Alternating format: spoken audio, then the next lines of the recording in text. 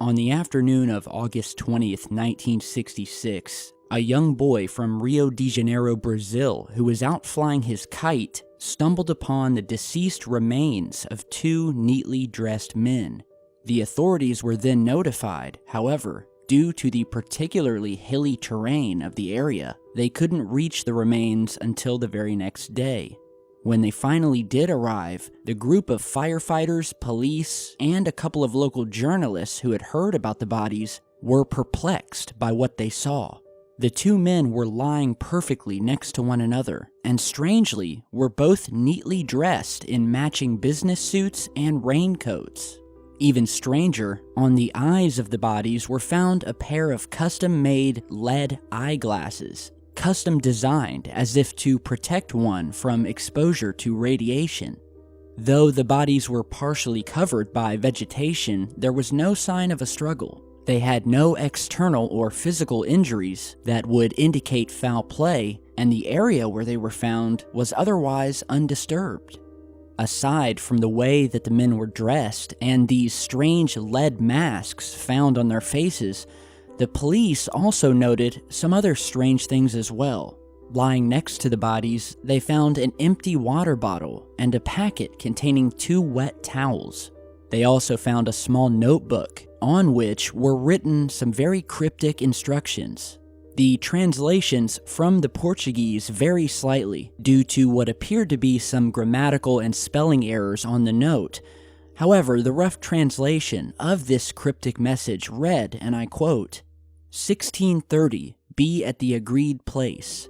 1830, swallow capsules. After feeling effect, protect eyes with metals and wait for the signal. The two men were later identified as Manuel Pereira de Cruz and Miguel Jose Viana, 2 electronic technicians from a town several kilometers to the northeast of Rio de Janeiro. Following an investigation, police were able to reconstruct what appeared to be a plausible narrative of the last days of the men leading up to their bodies being found. And so here is what we do know about these two men.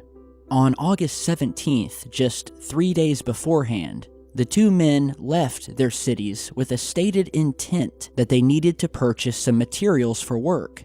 The two men then boarded a bus to a town called Niterói and arrived at 2:30 p.m. Evidence shows that the waterproof coats were purchased at a shop there and 1 bottle of water from a bar. Upon being interviewed, the witness from the bar described the men as very nervous and noticed that they would frequently check their watches before finally leaving in haste. This was the last time that they were known to have been seen alive. It's presumed that they went directly from the bar to the spot with which they were discovered 3 days later. Now, as I noted earlier, no obvious injuries were discovered at the scene, nor during the autopsy where even less answers were found. And from all of the evidence, the authorities and the coroner could not figure out how these two men died. It was later reported that although they did an autopsy, they unfortunately had not done a toxicology report due to the coroner's office being, quote, busy at the time, and also for the strange fact that it was said that the men's internal organs had been rotted out to the point where no toxicology could have been done to begin with. This was also perplexing, seeing as they had only laid out there in the field for 3 days. And yet their insides were in a state of decomposition that would lead one to believe that they had been dead much longer. And yet the outside surface of their bodies contained not a scratch. To this very day, the mystery of the lead glasses case, as it's been dubbed, has continued to mystify researchers and investigators. In the years since the tragedy, there have been many theories proposed as to what happened to the men. Why were they both neatly dressed in matching suits and raincoats?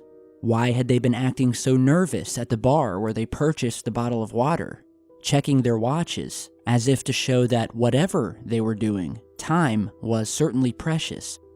And then there's the mysterious note, indicating some sort of meeting, the talk of taking a strange capsule, and then of course putting on these very strange set of solid lead glasses, as if to protect their eyes from something that would possibly harm them with radiation.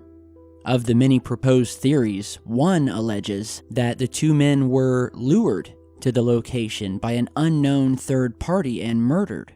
However, due to the evidence, this idea has been ruled out for the most part, seeing as there was no physical sign of a struggle, and the men's pockets still contained the money that they were going to use to purchase work supplies and a new vehicle. Another theory is that the victims were time travelers or dealing with some form of time travel, and they believed that they had discovered a possible wormhole of sorts through which they would do this traveling. Could this have been the reason for the raincoats and the lead masks, having been meant to shield their bodies from this portal? But if so, what was the point of taking the capsules? The most popular belief is that the two men were deep into the field of UFOs and were possibly attempting to make contact with extraterrestrial beings. And there is some evidence to back this up, and that whatever possible meeting did take place, it didn't go as they planned. Now there is some evidence to back this up, as the victims were both said to be intrigued by the mysteries of UFOs, researching them extensively, and that they had even built a small laboratory that was to be used for these studies. It's also said that this area had been something of a UFO hotspot, with sightings recently occurring near the time that the bodies were found, and it's reported that strange hovering craft had been seen in the area. And so could these custom-made lead glasses that they had created in their workshop have been used to shield themselves from the radiation that would have emanated from one of these alien ships? But then we also have the question of the capsules and the two towels that were found next to them.